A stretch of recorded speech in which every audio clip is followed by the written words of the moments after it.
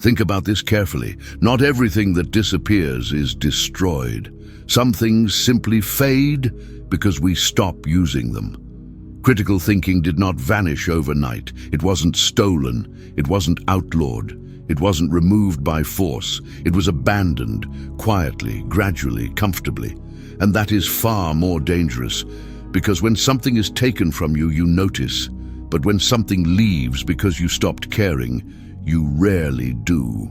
Today, most people are not incapable of thinking. They are unwilling, not because they are weak, but because thinking has become inconvenient, uncomfortable, demanding. We live in the most comfortable mental environment in human history. Endless entertainment, instant answers, algorithms that decide what you see, opinions delivered prepackaged, simplified, and emotionally charged. You don't have to think anymore. You only have to react, and that feels good. Comfort feels safe. Comfort feels easy. Comfort feels familiar, but comfort comes at a cost most people never calculate. Because thinking requires friction, it requires tension, it requires the willingness to sit with uncertainty without immediately escaping it. And modern life is designed to eliminate friction at all costs. Ask yourself this honestly. When was the last time you sat with a difficult question without reaching for distraction? When was the last time you allowed silence to stretch long enough for a real thought to form? When was the last time you changed your mind because you followed a thought to its uncomfortable conclusion? For many people, the answer is disturbing, not because they are stupid, but because comfort has trained them away from effort. The human mind adapts to its environment, always has. When effort is required, the mind strengthens. When effort is removed, the mind atrophies. And what we are witnessing today is not a collapse of intelligence. It is the atrophy of thought. Thinking is work. Real thinking costs energy. It exposes contradictions. It threatens identity. It forces you to confront what you would rather avoid. Comfort offers an escape from all of that. Why wrestle with complex ideas when you can consume simplified narratives? Why tolerate doubt when certainty can be borrowed? Why endure inner tension when distraction is one click away? This is not accidental. Comfort does not merely soothe, it conditions. The more comfort you consume, the less tolerance you develop for mental strain. The less tolerance you have for mental strain, the more you avoid thinking deeply. And the more you avoid thinking, the easier it becomes for others to think for you. Not because they are evil, but because you surrendered the effort. And this is the uncomfortable truth most people resist.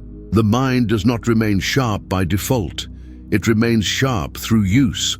When comfort becomes the priority, thought becomes optional. And when thought becomes optional, truth becomes negotiable.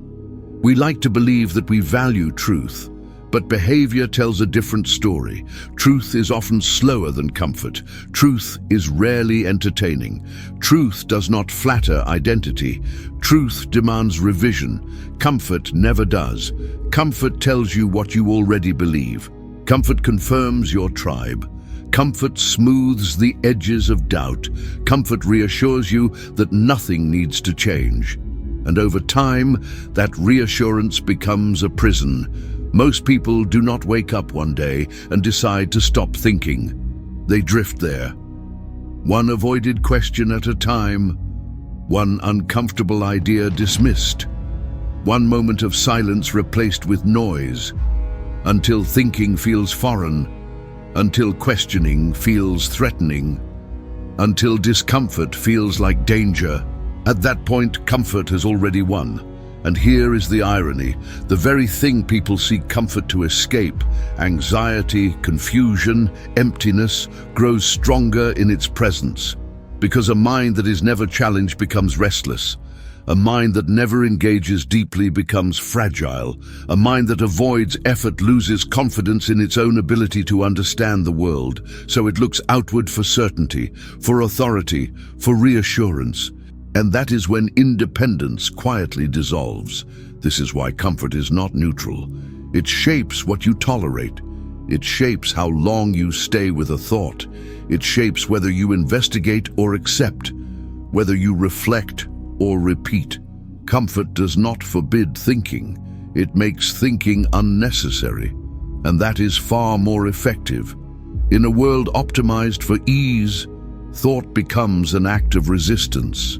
Not loud resistance, not dramatic resistance, quiet resistance. The resistance to sit still, to remain present, to endure confusion long enough for clarity to emerge. Most people never reach that point. They exit early. They scroll. They switch topics. They accept summaries instead of substance. And slowly, without realizing it, they trade depth for ease. This is not a judgment, it is an observation. Because the system does not need you to stop thinking. It only needs you to prefer comfort over effort. And if you do, everything else follows naturally. In the next block, we will examine the invisible cost of this choice. Not at a societal level, but at a personal one. What comfort does to identity, what it does to confidence, and why so many people feel mentally tired while rarely thinking deeply at all. Stay with me, because understanding this may force you to confront something uncomfortable. And that discomfort is exactly where thinking begins. Comfort always presents itself as relief, but relief is not the same as growth, and this is where most people make a silent mistake. They assume that because something feels good in the moment, it must be harmless. That because something removes tension, it must be helping. But comfort does not remove problems. It delays confrontation. And delayed confrontation always comes back with interest. The cost of comfort is rarely immediate. It accumulates quietly. It shows up as indecision, as hesitation, as the strange feeling of being mentally exhausted without having done anything truly demanding. Many people today feel tired not because they think too much, but because they think too shallowly, too often. Their minds are constantly busy, but rarely engaged. There is a difference. A busy mind jumps from stimulus to stimulus. An engaged mind stays with a question long enough to extract meaning. Comfort favors the busy mind. It hates the engaged one, because engagement requires commitment. It requires staying present when escape is available. It requires accepting uncertainty without anesthetic. And modern comfort offers endless anesthetics. Distraction is the most socially acceptable one. When discomfort appears, boredom, doubt, inattention, the reflex is immediate. Check the phone, open a screen, fill the silence. Not because the silence is dangerous, but because it feels unfamiliar. Silence exposes thought, and thought exposes responsibility. The invisible cost of this pattern is subtle, but devastating. Over time, people lose trust in their own thinking. They begin to feel incapable of understanding complex ideas. They describe themselves as not very analytical or not philosophical. But that is not an identity. It is a consequence of repeated avoidance. When you repeatedly escape mental effort, your confidence in your cognitive ability erodes. You stop believing you can figure things out, so you outsource thinking. You defer to headlines, to influencers, to group consensus. Not because you agree deeply, but because agreement feels easier than analysis. This is how comfort reshapes identity. Slowly, you begin to define yourself not by what you understand, but by what you align with. Your opinions become signals of belonging rather than conclusions of thought, and that feels safe. Belonging always feels safer than solitude, but independent thinking is often solitary. Not lonely, solitary, because it means standing with a question before standing with a crowd. Comfort discourages that. It rewards speed over depth, reaction over reflection, certainty over curiosity, and the result is a population that feels informed but rarely understands. This is why so many conversations today feel hollow. People speak confidently, they argue passionately, but few can explain why they believe what they believe. Ask one follow-up question and the structure collapses, not because they are dishonest, but because they never built the foundation. Comfort allowed them to skip that step. There is another cost that is even harder to detect. Comfort weakens resilience. A mind that is rarely challenged becomes fragile. It reacts strongly to disagreement. It feels personally attacked by opposing ideas. Why? Because without the discipline of thought, beliefs fuse with identity. And when beliefs are threatened, the self feels threatened. This is why discomfort is often labeled as danger, why questions are seen as hostility, why nuance is treated as betrayal. Comfort creates a brittle mind, one that can function only within familiar narratives, one that panics when those narratives are disrupted, and that brittleness produces anxiety, not the kind that comes from thinking too deeply, but the kind that comes from thinking too little and depending too much on external validation. The irony is cruel. Comfort is sought to avoid anxiety, but it produces a deeper, more chronic form of it. A low-level mental unease, a sense of dependency, a constant need for reassurance, because a mind that does not exercise cannot carry its own weight, and when pressure comes, and it always does, that mind collapses quickly. This is why many people feel overwhelmed by even modest challenges, not because life is uniquely hard, but because comfort removed their capacity to endure mental strain.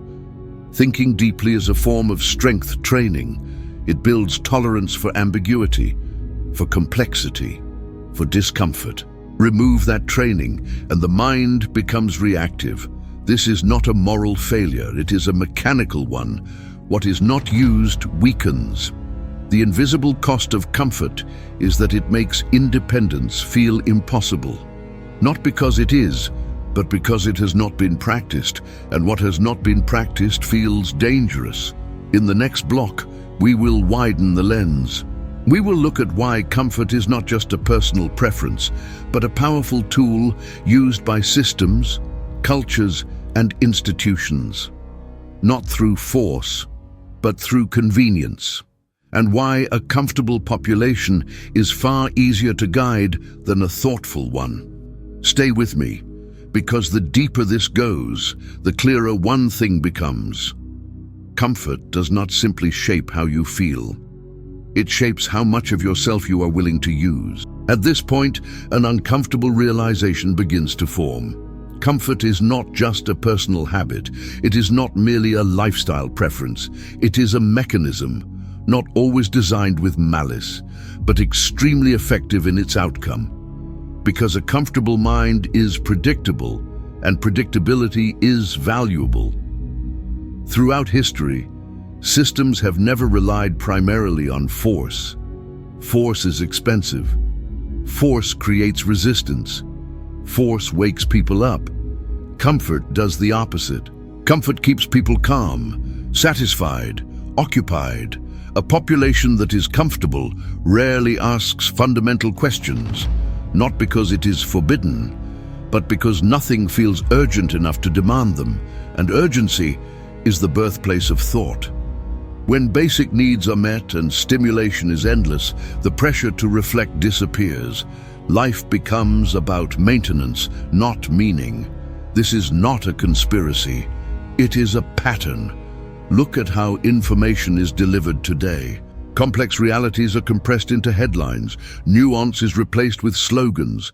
Depth is sacrificed for speed, not because depth is impossible, but because speed is more comfortable. Thinking slowly in a fast world feels like falling behind, so most people adapt by skimming instead of studying, reacting instead of reasoning, and systems respond to that adaptation. Algorithms amplify what is easiest to digest, what confirms, what provokes immediate emotion, not what challenges, not what unsettles. Over time, this creates a feedback loop. People consume what feels comfortable. Platforms reward what keeps people comfortable. and uncomfortable ideas quietly disappear from view, not censored, just ignored. The result is subtle but profound. Reality becomes filtered through convenience. You are shown what aligns with you. You are protected from friction. You are spared contradiction. And that feels like freedom. But it isn't. Freedom requires exposure to what you might reject.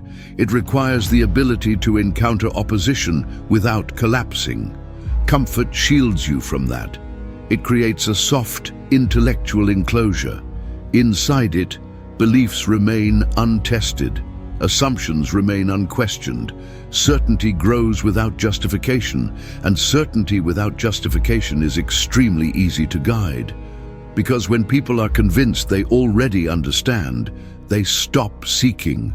This is why comfort is so powerful. It does not need to control thought. It only needs to reduce curiosity. Once curiosity declines, direction follows naturally. People don't ask, "Is this true?" They ask, "Does this fit? Fit with identity, fit with group, fit with what feels right?" And systems understand this. That is why convenience is prioritized over challenge, ease over effort, simplicity over accuracy. A thoughtful population is difficult to manage, not rebellious, but unpredictable. A comfortable population is calm, engaged, responsive, and responsiveness is not the same as awareness. This is why comfort and autonomy are often inversely related. The more comfortable the mental environment, the less incentive there is to develop internal structure. Thinking requires internal structure, values, principles, frameworks. Comfort removes the need to build them. Why construct meaning when meaning can be delivered? Why wrestle with complexity when answers are readily available? And so, slowly, mental muscles weaken, not through oppression, but through convenience. This is the part many people resist, because it feels accusatory. But this is not about blame. It is about mechanics. What you do not need, you stop developing. What you stop developing, you eventually lose. Comfort creates an environment where independent thought feels unnecessary. And what feels unnecessary eventually feels unnatural. That is the danger. Not that people are controlled, but that they no longer wish to think independently. And when that happens, direction is no longer imposed. It is welcomed. In the next block, we will move deeper, away from systems, away from structures, and into the most uncomfortable territory of all.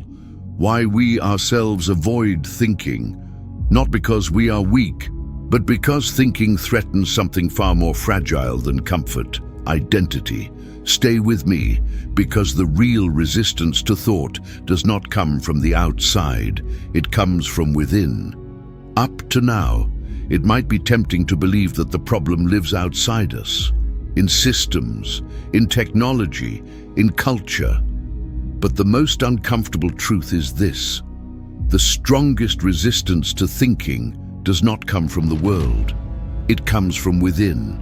Because thinking is not just an intellectual act, it is an existential one. To think deeply is to risk discovering that some of what you believe is wrong, that some choices were misguided, that some identities were built on fragile assumptions, and that is terrifying. Comfort protects identity. When beliefs remain unexamined, the self feels stable, predictable, safe. But the moment thinking begins, that stability is threatened. Questions destabilize. Reflection exposes contradictions. Honest reasoning dissolves certainty. And certainty, for many people, is not about truth. It is about emotional security. This is why thinking feels threatening. Not because it is dangerous, but because it removes psychological shelter. Most people are not attached to ideas because they are true. They are attached because those ideas explain who they are. Political beliefs, moral positions, cultural narratives. These become extensions of identity. So when an idea is questioned, the self feels questioned, and the mind reacts defensively, not with curiosity, but with avoidance. Comfort steps in at that moment. It offers protection from cognitive discomfort. It says, you don't need to go there. It's complicated. It doesn't matter. Everyone already agrees. And slowly, the habit of avoidance replaces the habit of inquiry. This is why many people react emotionally to questions rather than thoughtfully. The question is not threatening. The implication is, because to think honestly is to admit the possibility of being wrong, and being wrong is no longer treated as part of learning. It is treated as failure. In a culture obsessed with certainty, doubt is seen as weakness, but doubt is the engine of thought. Without doubt, thinking stagnates. Without doubt, beliefs harden into dogma. Comfort eliminates doubt by eliminating inquiry, and in doing so, it creates a fragile sense of confidence, a confidence that collapses under pressure. This is why people often avoid deep conversations, why they change the subject, why they dismiss complexity as overthinking. They are not protecting logic, they are protecting self-image. Thinking deeply requires humility. The humility to say, I don't know. The humility to revise. The humility to hold uncertainty without panic. Comfort offers an alternative. It allows people to feel certain without understanding, confident without foundation, and that is seductive. But it comes with a hidden cost. A mind that avoids thinking becomes dependent on validation, on approval, on agreement. Because without internal clarity, the self relies on external confirmation. This is why disagreement feels so destabilizing. It is not the argument that hurts. It is the threat to identity. Comfort reinforces this dependency. It keeps beliefs insulated. It discourages exposure. It frames challenge as hostility. And over time, the mind becomes brittle, unable to bend, unable to adapt, unable to evolve. This brittleness is often mistaken for conviction, but true conviction can tolerate doubt. False certainty cannot. This is the internal trap. Comfort makes thinking feel optional, then uncomfortable, then dangerous. Not because thinking is harmful, but because the identity built in comfort cannot survive it unchanged. And that is the key insight. Thinking always changes you. It reshapes priorities. It dissolves illusions. It forces alignment, and comfort resists change. Not maliciously, instinctively. The mind prefers familiarity over truth, unless it is trained otherwise. This is why so few people truly think deeply, not because they lack intelligence, but because they fear the consequences of clarity. In the final block, we will confront what comes next, what it means to reclaim thinking without becoming bitter, without becoming isolated, without rejecting the world, and how discomfort, when chosen deliberately, becomes the foundation of mental freedom. Stay with me, because this is where the shift happens. At this point, one question remains.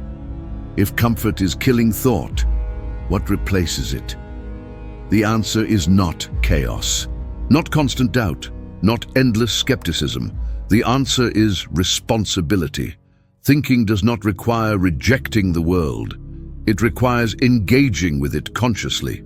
To think is not to live in permanent opposition. It is to live awake.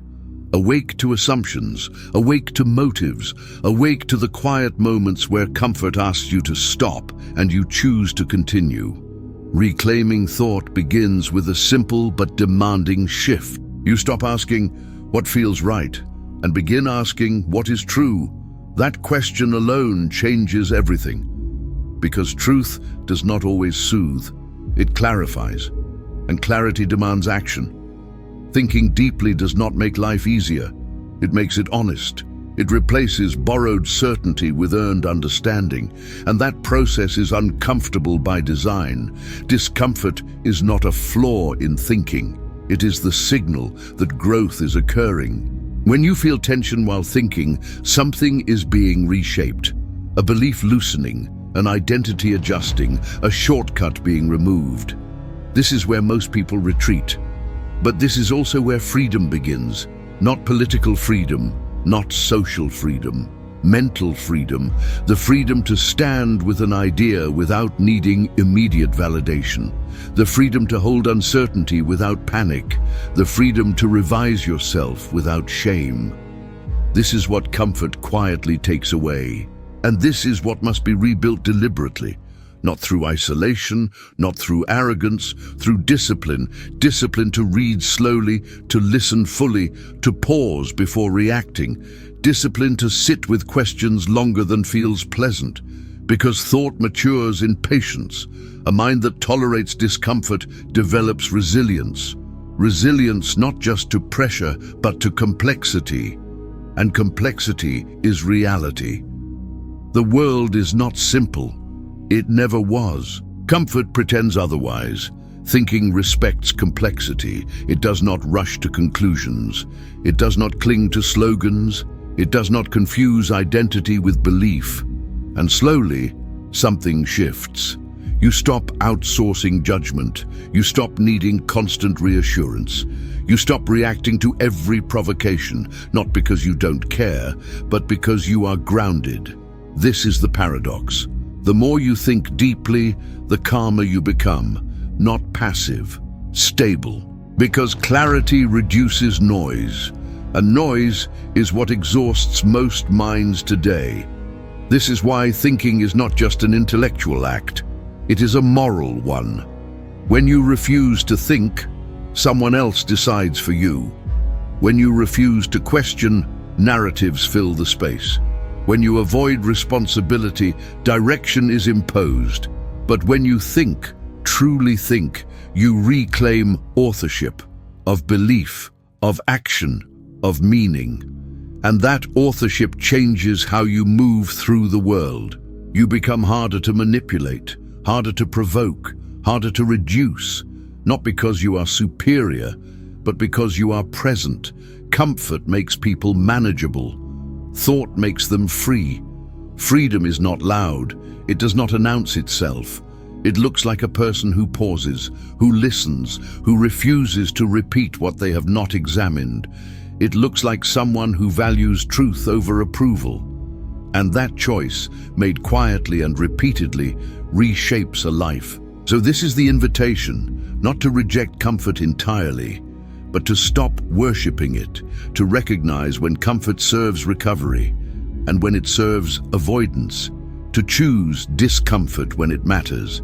Because every time you stay with a difficult thought, every time you resist the urge to escape into ease, every time you question instead of comply, you strengthen something that cannot be given back once lost: your capacity to think. And a society of thinkers, even a quiet one, is far harder to control than a comfortable one. So stay alert, stay patient, stay uncomfortable when truth demands it, because comfort may feel like peace, but thinking is where freedom lives.